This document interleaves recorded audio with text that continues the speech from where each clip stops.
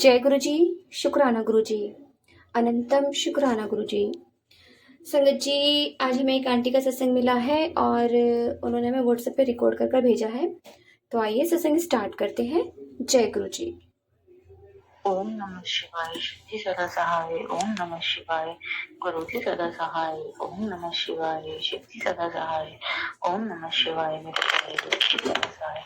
जय जय गुरु जी। धन धन गुरु जी। शुक्राना गुरु जी। मैं गुरु जी की बेटी आज अपना सत्संग शेयर करना चाहती हूँ।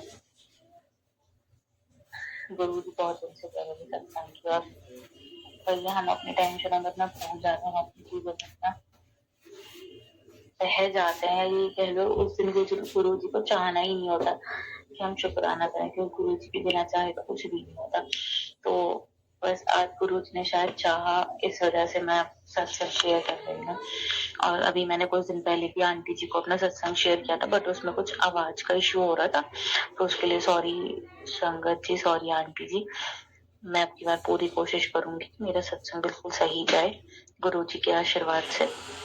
तो मैं भी कुछ दिन पहले एक सत्संग सुन रही थी, तो उसके अंदर एक आंटी जी के बेटे का, आंटी जी के भाई के या पता नहीं पापा की या बेटे का हाथ में बहुत ज्यादा चोट लग गई थी, और उस टाइम उनके पैसों की भी दिक्कत चल रही थी और बहुत ज्यादा वाला उनके वो हो गया था, तो उन्हें रेफर कर दिया था गवर्नमेंट हॉस्पिटल के लिए।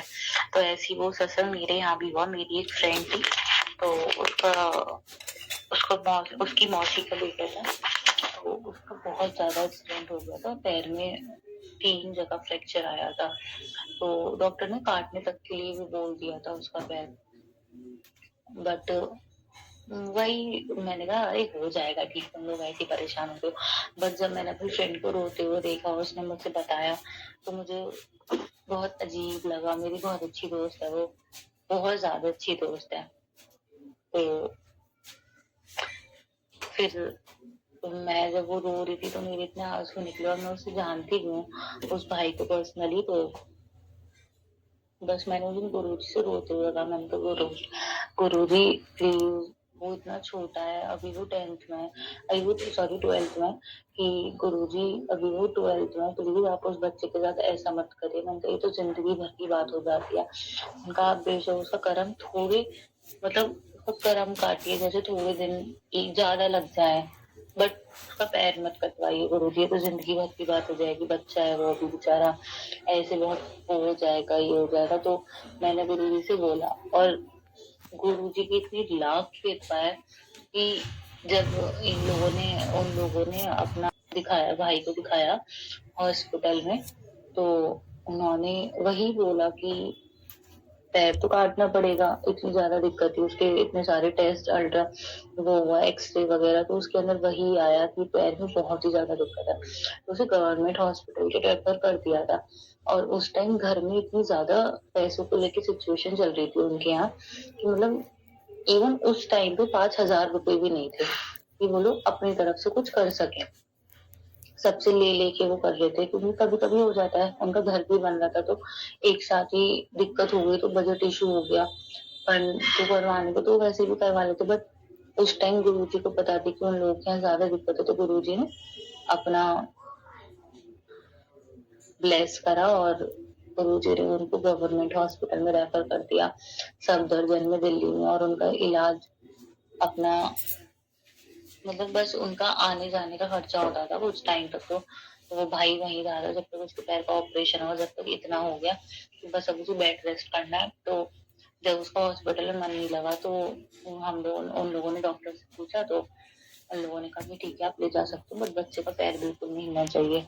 और शायद मेरी फ्रेंड के मौसी के भी कुछ कर्म थे, जो गुरुजी ने शायद उनसे कटवाए, बच्चे की सेवा करके। उन्होंने मतलब इतने महीने से बच्चे की बिल्कुल सेवा करके, मतलब बिल्कुल बच्चा उठ नहीं सकता क्योंकि उसको 3-4 जगह से फ्रैक्चर है, तो सुसु पॉटी वगैरह हर चीज से मतलब मौसी ही सब कुछ करती है। तो बट कोई बात नहीं, गुरुजी ने उसका पैर ठीक कर दिया और उसको वहीं से उसका पैर कटने से बचा लिया। हमारे लिए वो ही बहुत बड़ी चीज है। थैंक यू गुरु जी, शुक्राना गुरु जी। और अब उस बच्चे के पैर में से स्क्रू वगैरह भी निकल गए, रॉड वगैरह, मतलब फिट हो गया उसका पैर।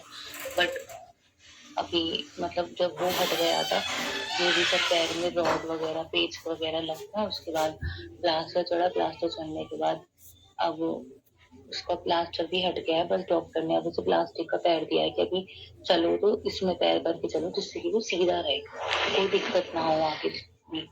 तो अब वो उसी से चलता है। तो मतलब अब कुछ बुला रहे हैं अभी भी डॉक्टर, बट हाँ गुरु जी अब धीरे धीरे उस बच्चे को ठीक करेंगे। तो जय गुरु जी, शुक्राना गुरु जी, आप बस ऐसे ही मतलब अपने घर बनाए रखिए। जय गुरु जी, शुक्राना गुरु जी, ओम नमः शिवाय, सदा सहाय, ओम नमः शिवाय, गुरु जी सदा सहाय, ओम नमः शिवाय, शिव जी सदा सहाय, ओम नमः शिवाय, मेरे प्यारे गुरु जी सदा सहाय। जय जय गुरु जी, धन धन गुरु जी। शुक्राना आंटी जी, शुक्राना गुरु महाराज जी, इतने प्यारा और ब्लेस्ड सत्संग हमें सुनवाने के लिए, हमसे शेयर करवाने के लिए आपका अनंतम शुक्राना गुरु जी। संगत जी, सच में गुरु महाराज जी अपने बच्चों को ब्लेसिंग देते हैं। जैसे ये जो सत्संग सुना रही थी आंटी जी, इनकी जो मतलब पड़ोस में जो उनकी फ्रेंड थी, उनको प्रॉब्लम हो गई, उनके बच्चे को दिक्कत होगी, फाइनेंशियल प्रॉब्लम बहुत थी। तो गुरु महाराज जी ने किस तरह से उन्हें सरकारी हॉस्पिटल में एडमिट करा, रेफ़र कराया। तो संगत जी, इस तरह से गुरु महाराज जी अपने बच्चों की जो भी प्रॉब्लम्स होती हैं वो हमेशा ख़त्म करते हैं। गुरु जी अपने बच्चों को पे कोई भी कष्ट नहीं आने देते हैं। बस एक बात और है कि गुरु महाराज जी जो हमारे कर्म है, पता नहीं, गुरु जी कहते हैं, कल एक सत्संग में एक आया था सत्संग, और उस सत्संग में ये था कि मतलब सत्संग नहीं आया था, मैसेज आया था मेरे पास।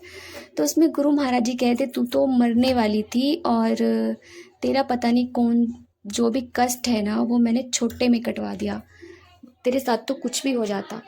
तो संगत जी, गुरु महाराज जी अपने बच्चों के जो भी कष्ट है वो छोटे में कटवा देते हैं। अगर हम गुरु जी से ना जुड़ो ना, फिर तो पता नहीं क्या से क्या हो जाए हमारी लाइफ में।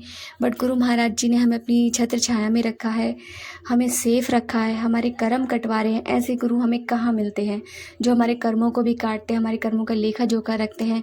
हम भले ही कितने बुरे से बुरे कर्म करते हैं, लेकिन हम गुरु की शरण में आ गए तो गुरु महाराज जी हमारा उद्धार कर देते हैं। संगत जी, जो गुरु की शरण में आ गया उसका तो बेड़ा पार होना तय होता है। संगत जी, गुरु महाराज जी की मर्जी के बिना कोई पत्ता भी नहीं हिल सकता। संगत जी, मैं आज आपसे एक अरदास करना चाहूँगी। संगत जी, पता नहीं, जब भी हम ना, संगत जी एक पर्सनल एक्सपीरियंस मैं शेयर कर रही हूँ। हाँ, गुरु महाराज जी ने हमारा जो टाटा सॉल्ट होता है वो बंद करवाया था, और सेंधा नमक हमारा शुरू करवाया था। और मैंने ये देखा है, जब कभी हम टाटा नमक यूज़ करते हैं तो हम हस्बैंड वाइफ को बहुत गुस्सा आता है, बहुत ज़्यादा। आजकल हम हस्बैंड वाइफ को ना संगत जी बहुत ज़्यादा गुस्सा आ रहा है। मैं अभी थोड़ी देर पहले मैं रियलाइज़ कर रही थी कि मतलब जब भी हम इस नमक को यूज़ करते हैं ना, हम दोनों बहुत चिड़चिड़े हो जाते हैं, और इतना चिड़चिड़ापन आ जाता है कि हमारा गुस्सा बच्चों पे भी निकल जाता है, एक दूसरे पे भी निकल जाता है। बट गुरु महाराज की कृपा है कि हम ज़्यादा नहीं करते हैं, और बस जल्दी से जल्दी मैं इस टाटा नमक को ख़त्म करके सेंधा नमक लाने वाली हूँ। संगत जी, सच में मेरा ये पर्सनल एक्सपीरियंस है। पता नहीं, शायद किसी और संगत के लिए गुरु महाराज जी ने मैसेज बुलवाया मुझसे कि हम जब भी टाटा सॉल्ट यूज़ करते हैं हमें बहुत गुस्सा आता है, हम बहुत ज़्यादा चिड़चिड़े हो जाते हैं। एक बार मेरे हस्बैंड ने किसी डॉक्टर की वेरिफिकेशन करने गए थे, और वहाँ पे डॉक्टर से पूछा कि भाई ये जो नमक है टाटा सॉल्ट, मुझे ना बहुत जल्दी गुस्सा आता है। हाँ, उन्होंने बताया नहीं था मेरे हस्बैंड ने कि हम कौन सा नमक यूज़ करते हैं। तो वो कहते हैं कि सर एक बात बताइए, मुझे बहुत गुस्सा आता है, बहुत चिड़चिड़ापन हो जाता है, बहुत ज़्यादा, मैं मतलब हाइपर सा हो जाता हूँ। तो डॉक्टर्स ने कहा कि आप कौन सा नमक यूज़ करते हो? तो इन्होंने कहा कि जी हम टाटा सॉल्ट यूज़ करते हैं। तो फिर डॉक्टर्स ने कहा कि आप इस नमक को छोड़ के आप सेंधा नमक यूज़ करिए, सेंधा नमक इज़ द बेस्ट। जब भी आप टाटा नमक यूज़ करोगे उससे ना आपका बीपी बहुत ज़्यादा हाई रहेगा। तो ये डॉक्टर ने हमें रेकमेंड किया था कि आप सिर्फ और सिर्फ, तो संगत जी जब से गुरु महाराज जी ने हमारा टाटा सॉल्ट बंद कराया है, सेंधा नमक यूज़ करा हमने, तो हमें बहुत कम गुस्सा आता है। लेकिन जब भी हम इसे यूज़ करते हैं ना, जैसे मान लो बाई चांस नहीं है, सेंधा नमक ख़त्म हो गया और ये रखा हो, तो हम इसे यूज़ कर लेते हैं। जब भी यूज़ करते हैं तभी हमारे दोनों के बीपी ना हाई हो जाते हैं, हाइपर हो जाते हैं। बीपी का तो पता नहीं, पर हम हाइपर ज़रूर हो जाते हैं। छोटी छोटी बातों पे इतना गुस्सा आने लगता है, खुद को ही फील होता है कि हम आजकल बहुत ज़्यादा गुस्सा कर रहे हैं। तो संगत जी, मैं तो भाई यही कहूँगी कि आप सेंधा नमक यूज़ करिए। सेंधा नमक इज़ द बेस्ट। और कहते हैं संगत जी, गुरु महाराज जी, जब किसी को स्किन एलर्जी होती है ना, तो उसमें भी टाटा सॉल्ट यूज़ नहीं करना चाहिए, सेंधा नमक यूज़ करना चाहिए। तो जय गुरु जी, शुक्राना गुरु जी, अनंतम शुक्राना गुरु जी। संगत जी, यदि आपको सत्संग अच्छा लगे तो प्लीज़ हमारे चैनल को लाइक कीजिए, सब्सक्राइब कीजिए, बेल आइकन को प्रेस कर दीजिए, ताकि नए सत्संग की जानकारी आपको जल्द से जल्द मिल सके। संगत जी, यदि आप भी अपना सत्संग शेयर करना चाहते हैं तो आप हमें हमारे व्हाट्सएप नंबर पर लिख कर भेज सकते हैं, रिकॉर्ड कर भेज सकते हैं। आपके सत्संग भी और संगतों के साथ शेयर किए जाएंगे। जय गुरु जी, शुक्राना गुरु जी।